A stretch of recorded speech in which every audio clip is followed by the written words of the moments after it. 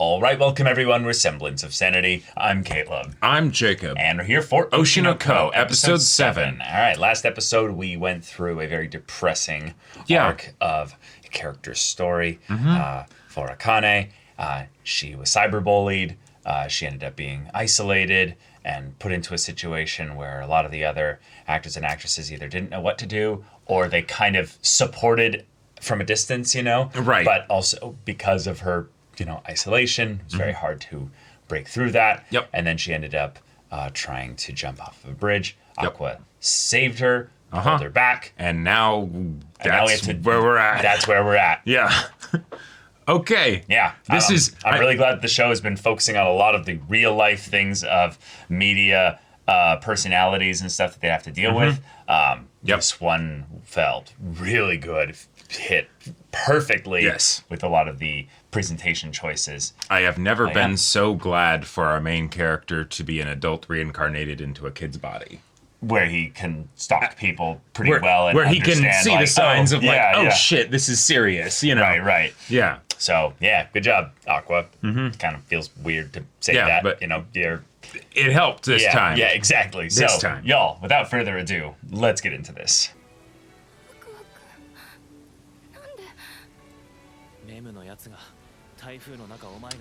Okay. Awesome. Okay.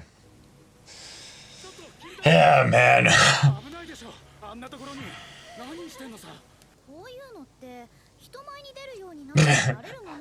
First off, no, and second.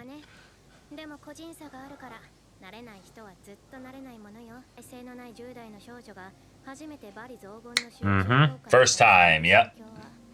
It's literally the first time meme. Yeah. And it's not funny. No.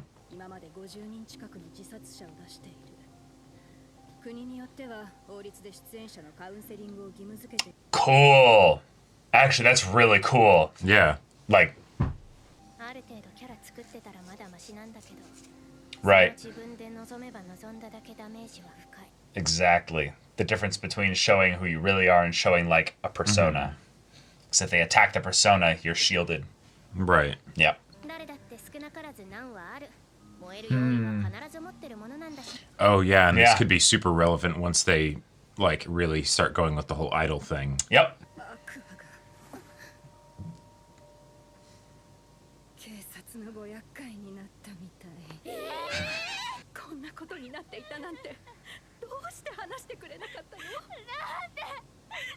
Yeah. Oh, fuck. And it's like, oh, it's actually nothing. Yeah. Yeah, you've seen many die, yeah. Oh. Yep. You saw one person. Yep. Now we're even?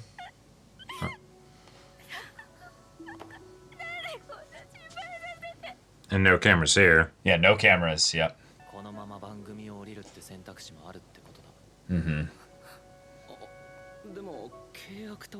Yeah, break it. Fuck the contract, yeah. Yep.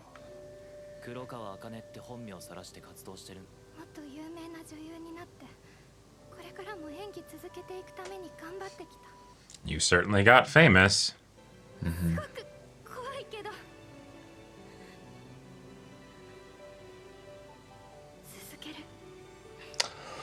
Wow.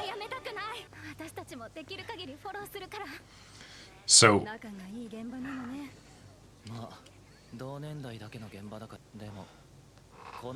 Yeah. Right, because now how do you go back to when you're on camera? Yeah. Oh. Right. Yep. Oh, shit.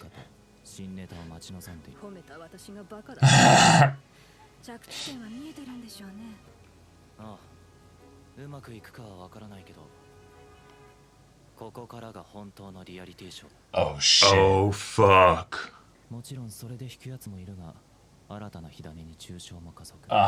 Yep. Yeah.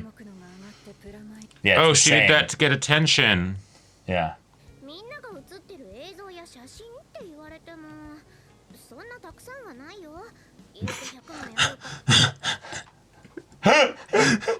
That's not a lot, you know? Yeah. Ah. Okay. All right. That's gonna take a shit ton of time.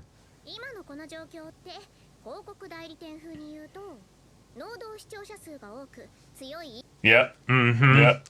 Yes. Silent majority, yep. Mm-hmm. Yep. Yep. That is a great point. I love how they call them netizens. Mm-hmm. The YouTuber is like, I got it. Yep, yep, yep, yep.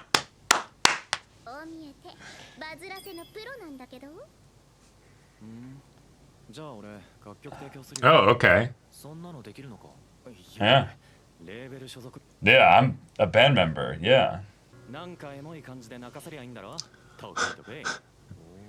Oh. Nice.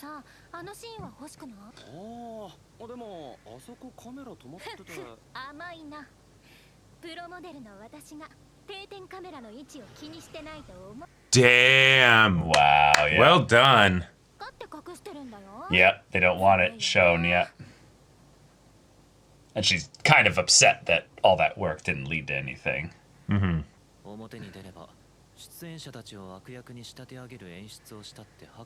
No. Oh. Mm-hmm. みんなリアリティのあるいざこざが楽しみで番組を。リーは今いくつですか？35だけど。茜は17だ。プロだろうとなんだろうと17歳なんて間違いばっか。Oh. 大人がガキ守らなくてどうすんだよ。I'll get you the footage. Nice, he got it. Damn. Okay. His face is dead inside. They're all directing his editing, and he's like, "Guys, stop this it. is gonna take a while." Yeah, the thing on his forehead, like, yeah, all the energy drinks. Hey. He's like, "I thought I would get a nap." It rendered out just that fast. It'll snowball. Yep. I mean, go to your personal accounts and get ready to retweet it. Yeah, exactly. Got to boost it. Click on your personal accounts and retweet it. There you go. Yep, yep. Oh yeah, that's a yeah. Okay. Nice. She gets to see this.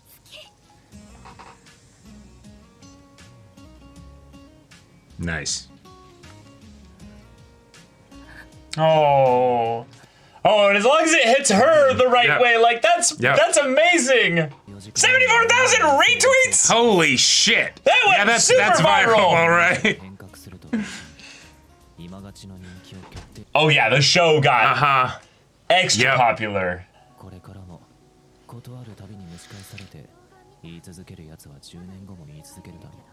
Mm-hmm.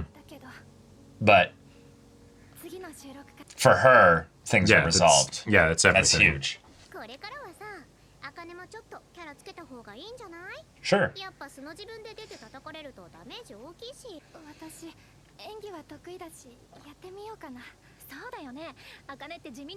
Low key.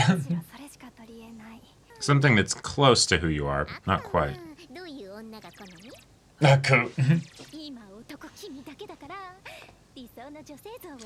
Oh, right, and he hasn't really been present in the show as much. Yeah.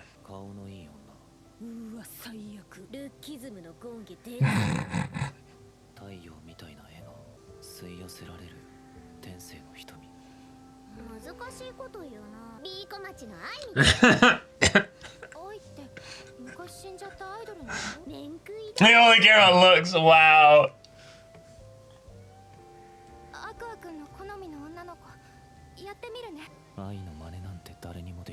The flip to the dark star, yeah. Yeah. 恩返ししないとアクア君の好みを演じてアピールしたら喜んでくれるかな。友人関係は薄そう。でも異性関係は何かあるだろうな。家庭環境はいい。無頓着さと過度な執着、金銭感覚が節制系。 Oh no. ファッションはやや無関心、発達障害の傾向。 Oh 思春期の no. 段階で性交渉があった子特有のバランスの悪さ。いい出会いがあったのかな。 Oh. Oh. あのままリタイアしてくれればよかったのに。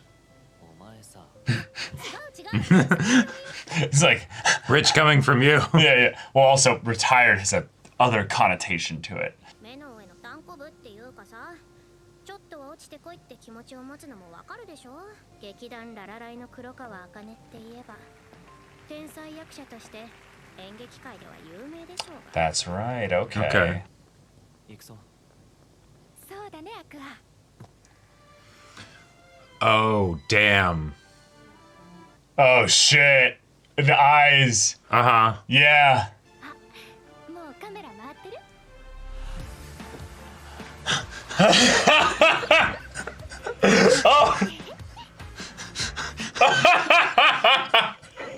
Oh, what have you done? Yeah. Oh no.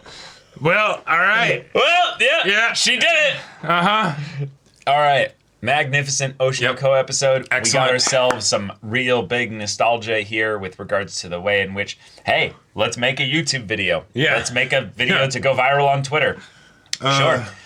That's something that, you know, you're going to see people have to do when there's a big publicity thing and people are expecting a response. Oh, but yeah. given that it's around the dark situation of, hey, this child actress tried to commit suicide.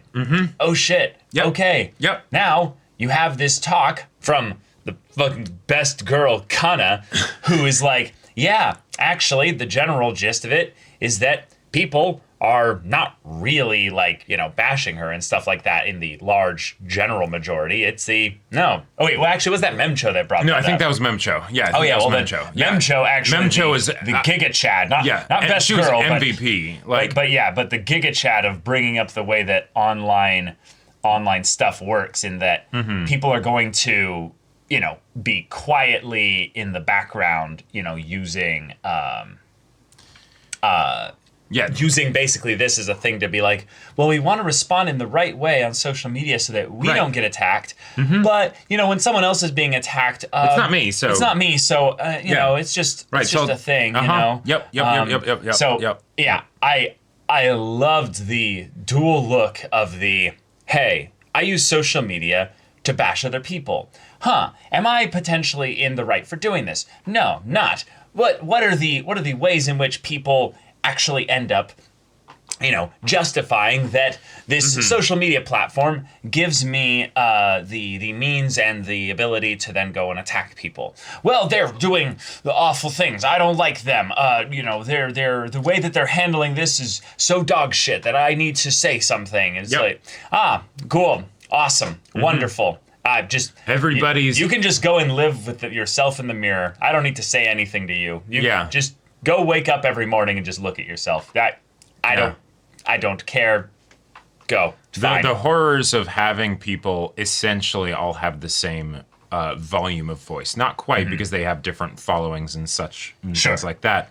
But everybody can contribute regardless of whether or not they have actually anything valuable or worthwhile to say. True. So, yeah. Yeah, and then you have all of the other people that, granted, have a bit more sense than the people that are just, you're awful, but not maybe enough spine. Yeah, Right. Combination of the two to actually, like, say something. And then, you know what that does? That just makes an opportunity if they essentially make, like, an AMV, right? Yes, basically. For the show. What they did, yeah. Right. You know, and then, okay, all right, there you go, right? You reframed things, you communicated things in a way that didn't involve words, but could evoke a feeling. And then they're like, oh, yeah, that's right, we shouldn't be doing this, you know? Yep.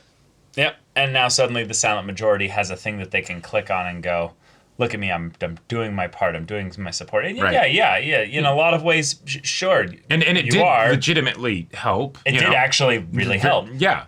The thing, though, that's the part that I feel like a lot of people need to understand is that by being a part of the silent majority, what you're basically doing is you're just waiting for something more obvious to come along to lead you around. You're just a horse just eating from the closest grain or drinking from the closest water source to you. It has nothing to do with your actual desire or will, really.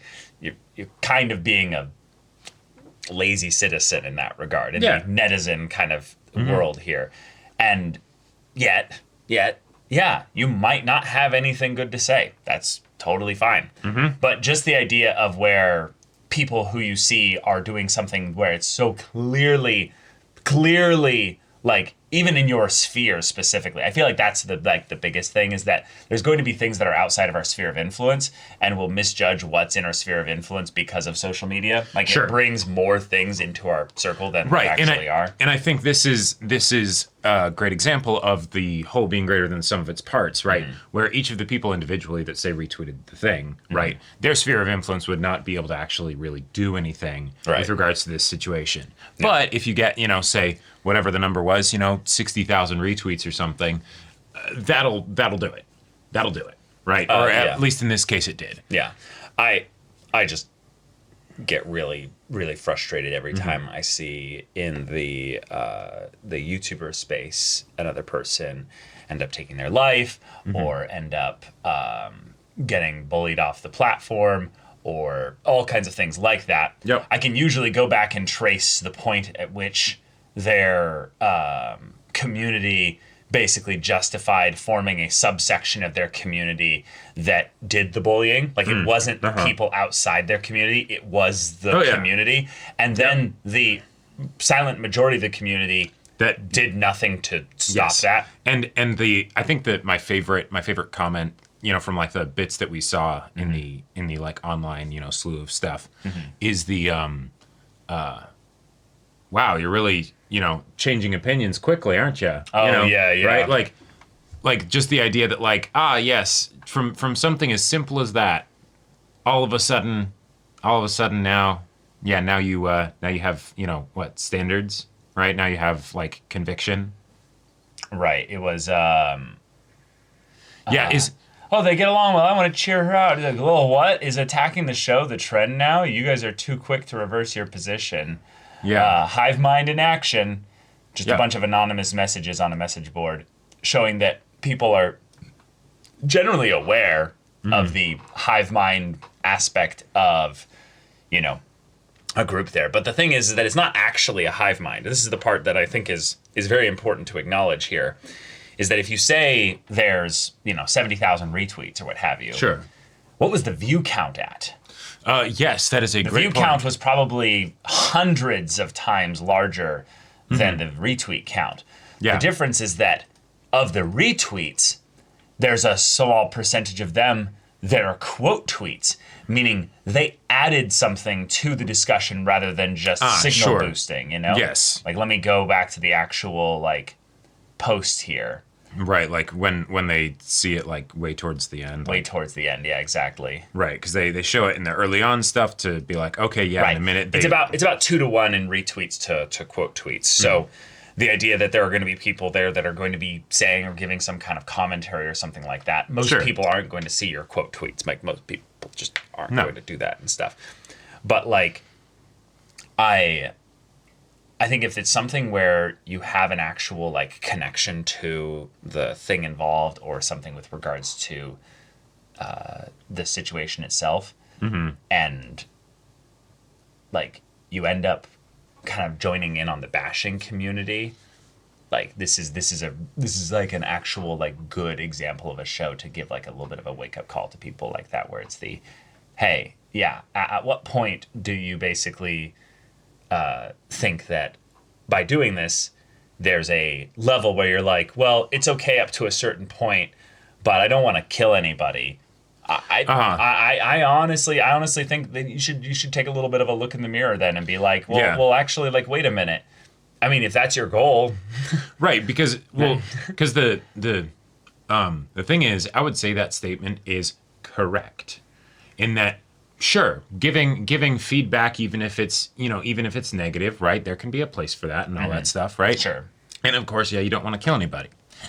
Here's the problem: how do you know whether or not, how do you know whether or not the level of like, response that is being given by the internet as a whole is at the level where you should be concerned?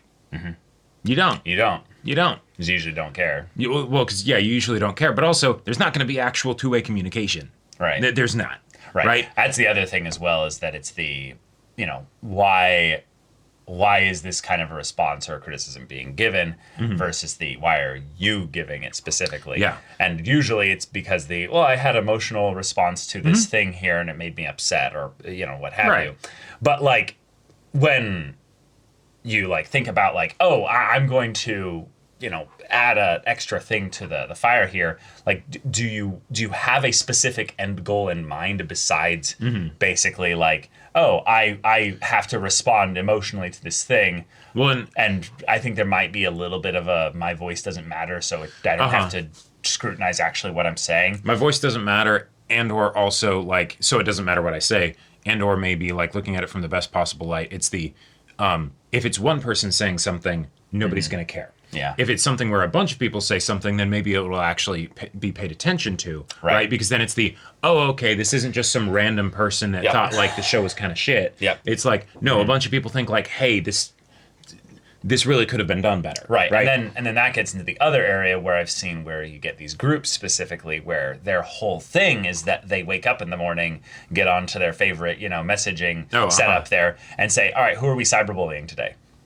Like, who deserves it, basically. And they see themselves as these keyboard warriors of justice coming in here and being like, all right, we're going to go dog on these people and stuff so that our voice will matter because there'll be enough of us that it'll actually mean something. And it's like, okay, sure, Batman, you go on and do your Save Gotham. Save Gotham. Yeah, your voice sure does matter, king, queen, or, non-binary hoes, let's go have fun. But, like, at some point, you're going to be wrong.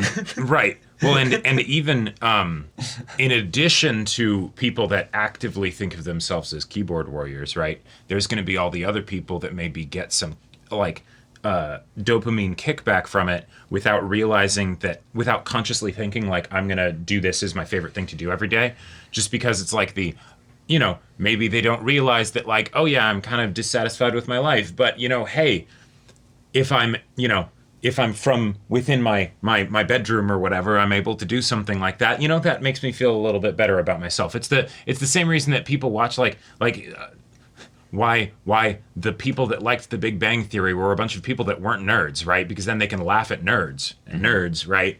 And then that way they feel a little bit better about themselves, right? Like that. Yeah. Yeah. This was a fun episode to focus on the way in which we could have Aqua in his kind of power tripping fantasy of being in this world here where he can do this, then be able to assemble all the pieces to make this perfect video and everything go right. I was half expecting there was going to be a moment where it would be that dark moment of the internet doesn't care. Oh, I thought it was going to be something of the execs of the show being like, okay. Well, with what I was wanting to bring up was, I see what you're saying here, but what I was saying is that there's a possibility that it's this actually makes things go back even worse because look at them trying to basically protect themselves on this show by saying, like, no, look, we had all this stuff here and we're just trying to be manipulated again. Mm-hmm. Yeah, it's just them trying to make sure that the show's branding is still good or whatever, so that way it can be successive. Yeah. But that's the thing. I think in some probably ways put them up to this, or some shit. Yeah. Yeah. Like it's with the level of like action that Aqua takes, it's been going really well so far, and I think the show is building this suspense for when it doesn't go well. Right, which is what just happened. That's the thing. She's now I. She's taking on the persona of I. That's not healthy. She's taken on an entirely different person, not a fictional idealized person. She's literally gone and studied a person for a whole night, potentially even without sleep or something like that. She's gotten it so down, even though it has been a decent bit of time where she's now channeling I there. That's different than basically saying, I'm going to create a character in my mind. It's I'm now going to completely adopt a person that lived, existed, and is dead there. And that's an imitator. Right. That's not a character actor. I would beg to differ, but that was one of the things that I was actually a little bit confused by from the episode, because yes, they did it in this like very like ominous kind of thing, but like the ways that it seemed ominous to me is that maybe she find some information that might like upset the established balance of how things are going, or well, no, that was basically it. Because if you think about it, like if you get into like the really like hardcore actors, they'll absolutely disappear into a room for a month or more, right? And just be like, okay, I'm going to absolutely become this character, right? Right. And whether the person was a real person or not, I feel like that doesn't really matter, especially since the person's dead. So it's not like you're not like impersonating them specifically, right? But she is impersonating them specifically, and I'm bringing up the point in which that wasn't the assignment. The assignment was to make a character that you could basically lose yourself in and use that as a bit of armor. The difference is that this is not the assignment. The show is not asking her, hey, for 2 years, can you become, I. She's doing this herself because she wants to have a way of kind of doing this favor for Aqua. And the thing is that she's not going to necessarily turn that off when the show is over. Sure, and that's why it's not healthy. Because if it's something where one, she just ends up being in close proximity to him beyond the scope of the show, we literally are predicting she is going which to. I absolutely think is going to happen. Yeah. Although I will say, if she ends up doing the whole thing of joining like the new Bikomachi and everything, I could still see this being a very good thing for her to have, in that now she doesn't have to keep coming up with new personas. This is her persona that she has for her public appearances and stuff, right? The fact that it's based off of what Aqua specifically said was his preference with regards to women could definitely, and I think probably will, cause some complications with regards to their personal interactions, right, behind closed doors and all that stuff.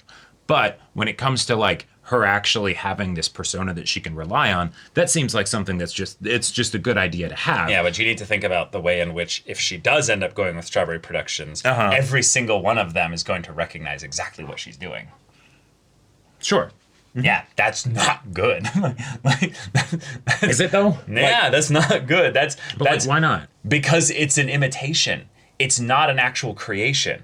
The difference is if someone basically comes in and is saying, hey, we're going to do an adaptation of a story, for instance, and they're going to basically have a character that they're basically contracted to become, basically. Like, I just watched Oppenheimer. Cillian Murphy did a fantastic job of taking the resource materials that were available to him because of how much there was. There's so much material available for the character of Oppenheimer that he was able to do a really good job of portraying the role, and yet it was still his. He wasn't just mimicking like a voice or something like that. He hadn't like just fully donned it. There was a little bit of him in the role as well. Because she is a good actress, means she has the capability of doing this, but she is literally just coming off of a really dark time. Her desire to bring up a shield specifically in one that is for another person, that's something where I could see it being an issue, that it's I am now framing myself, I am staging myself essentially, I'm editing who I am to be this person for somebody else. And given that there's no expiration date, it's just this is what she will use. I think she'll be decently good for a while of shifting in and out of it. But I think also she'll very much start to like I get I get very unique responses from Aqua when I'm in this persona. I go to Strawberry Productions and they see me kind of being this like full on reborn I, you know, and it's the like, oh, we need that. We don't actually want you like that. Like there's so many ways that this can go horribly wrong. But like when I think of the ways that it could go horribly wrong, like for me, it's the like she ends up getting bullied because they like the internet in general basically calls out what she's doing and she gets viciously attacked for it. I don't think that's likely to happen. Like the idea of performers imitating like a past, you know, long dead performer, that just makes sense. And I don't think, even if she's really, really good at it, I don't think it will be that good that people will be able to say, ah, yes, definitively, she's just doing this. And there's also no aspect of her own, like, you know, her own self that's like, you know, the portrayal of it, right? Fair. That's fair. Even though the show is definitely framing it as this is an ominous thing. Exactly. Wait. The show is framing as a what? As an ominous thing. Yeah, exactly. That's my point, is that this is something that the show is framing as a bad thing, as a worrying thing, not just because of the choice that it's I specifically, but about the relationships other characters have in this show with I. The fact that she's so dead set on this. The fact that she obsessively, you know, kind of focuses in on this. It's the same kind of energy that makes us worry about Aqua, and that Aqua is obsessed and a bit overly focused on I, not just because of the very reasonable response of, yeah, I cared about her tremendously and she died, and I right in front of me. I could have maybe done something. I don't know, but no, I think she's setting herself up for a harder fall here. Gotcha. And I don't think Aqua really necessarily sees that as being a thing until he saw how fully she adopted. Yes, I think this episode this episode in general I feel like was the Aqua doesn't understand the potential ramifications of his actions, both with the whole video thing and the telling the press and all that stuff, and then with him like telling her like, oh yeah, this is like generally my kind of girl, and they, you know, Memcho is like, oh, so like, you know, like I from Bikomachi. Yeah, kind of, yeah. And then, oh, hey, she does exactly that to a startlingly effective degree. And now... Yeah, and I want to push back on the she's an imitator, not a character actress, being like, you know, kind of a thing like that's not just like it's a like there's a kind of equivocation there. An imitator is basically someone that takes the aspects of somebody and rather than putting their own kind of stuff into it, like actually just mechanically does things the exact same way. And I would say a character actor is one that's going to take the things that is necessary for the overall direction and adopt those things that make the most sense, and then have dialogue surrounding those things that aren't going to get adapted. Whereas an imitator will take literally everything, all the way down to the voice, all the way down to like the little mannerisms, the curvature of the smile. It gets so obsessively specific in the little details that it's not acting at that point. You're just imitating. Well, and this is my sort of pushback to that. We had I talk about how she meticulously focuses on every little expression and things like that. She was creating a character. She was creating who I was going to be. No, right. But regardless of whether it's something where she comes up with all the little details of the expressions, or it's the I'm, you know, taking class from a past great. No, right? Totally, you know, totally. Like, but that's the difference between taking techniques from people versus like imitating a person entirely. But this is the other part of the thing. The reason why I don't think that's an issue is that most of the time I would say with the descriptions that you gave, the reason that someone would be a character actor would not actually be because that's what they're necessarily intending to do, but because the level of the level of proficiency that you would need in order to actually perfectly imitate somebody, they don't have. So naturally, there's going to be that aspect of their own flavor of things that comes through, and then there you go, right? In an acting class that I took, when this kind of topic of conversation was brought up, the teacher told me that they specifically did an imitation of Patrick Warburton for a character, but because they're a different person, they were still able to get the role just fine, and it fit the similar archetype, but it's not like they were just doing the exact same thing. But that even if you do, great, there is absolutely a market for if you can, do the, all right, I fully become, someone else, right? Yeah, I'm totally with you. I think that's still a very like limited perspective on things there. I don't think that works in the long term. I don't think it has general. Yeah. I also just don't think that in the acting sphere specifically, imitators are looked fondly upon. It's a hack. It's the kind of thing where like someone that does voices basically like a comedian, I would say, is actually a great example of where imitation is actually a very helpful kind of thing because you're doing it for a bit. You're not doing it for a character. A great example of this is Robin Williams, late Robin Williams, rest in peace. He was a fantastic imitator. He would basically shift constantly in and out of different characters that he would imitate at times, but he would do them for bits, not for like entirely being a different character and stuff. And that works specifically for comedy. But if he was going to have like a role of his be one that people were wanting to do, there was actually a very classic example of this where there was I think it was a Vine creator or something like this who was a very good Robin Williams imitator, and people were like, oh look, this guy, it'd actually be great if in order to take the casting of certain Robin Williams roles that were going to be redone at a later point in the future and be like, well, just take an imitator, take someone that does Robin Williams really well. And it's like, no, that's the exact opposite of what you'd want to do. You don't want to basically have someone in a lot of ways, especially someone that's died, to be then taken on as like we're going to have someone imitate them, even though it can be useful, like you're saying, for a bit role specifically for a directed thing where people are already asking you to do something that's similar to that. I think for creating a character and assuming that it's then your persona, but it requires you to then basically obsessively delve into a person that did exist, you're taking on all their negative things. Like she brought up all the things of like all the things of having sex during puberty and stuff like that.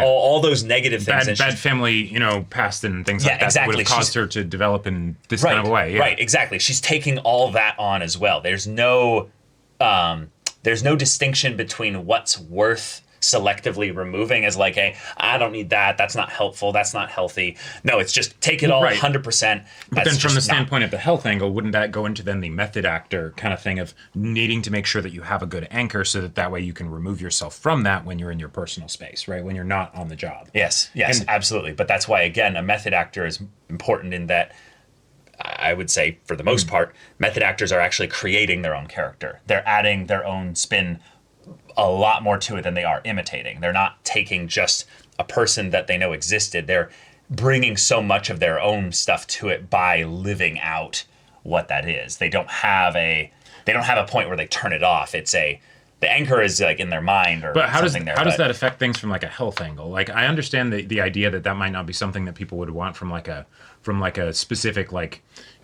marketing angle, even though if you can do the perfect replication, this acting teacher told me union rates are double if you're doing that kind of stuff. So it very much is something in demand. But regardless, from the health angle, how is that any different from regards to the health of Akane here, right? Whether she's taking a persona that she completely made up herself. In some ways, I could see there being more safety because there's no aspect of her that's in the persona, right? It's something like because when Memsho was talking about it, she's like, it'll hurt less because there's less of you in it, right? It's even though it's something that you still made, right?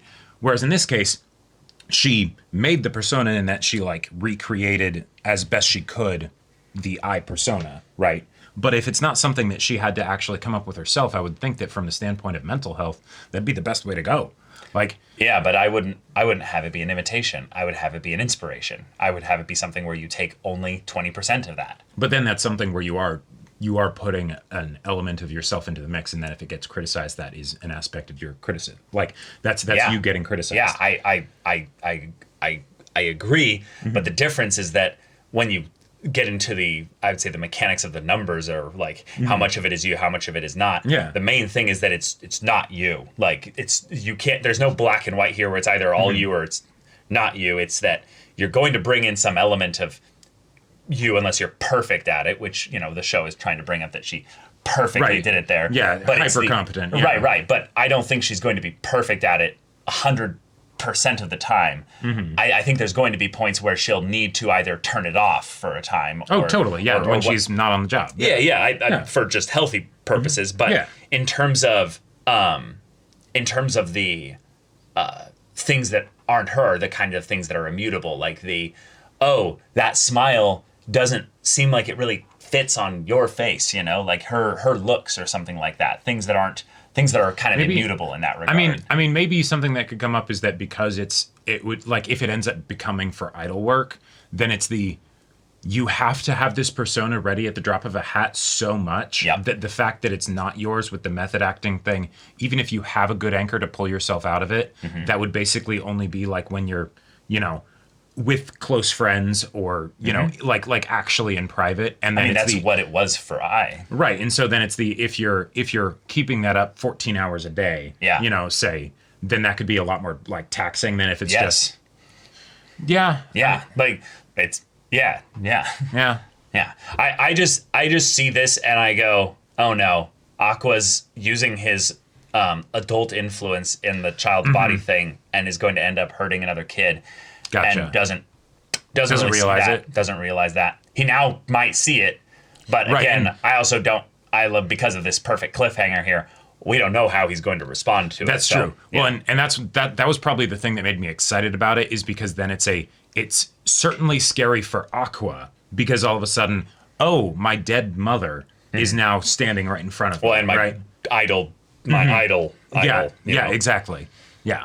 And maybe that'll give him some think twice before you do all the stuff that you're doing. But yeah, or he immediately goes, "Oh, look, I have a tool that I can use in order to get at some aspects of whoever this mystery boyfriend guy, whoever was, So, and there could definitely be an unhealthy attachment that forms because he literally saved her life. Oh yeah, yeah. But y'all, thank you so much for watching this episode's reaction and discussion. If you want to see the next episode's reaction and discussion right now, though, go check out the link in the description below for our Patreon. You get an early access there. You can watch full-length timer reactions there, and all this comes with Discord access, so you can chat with us in the community there about this show, about anime in general, and also be sure to check out my Baldur's Gate 3 Let's Play on Twitch. And if any of that interests you, we'll see you there. But until then, we're Semblance of Sanity. I'm Caleb. I'm Jacob. And we'll see you all next time.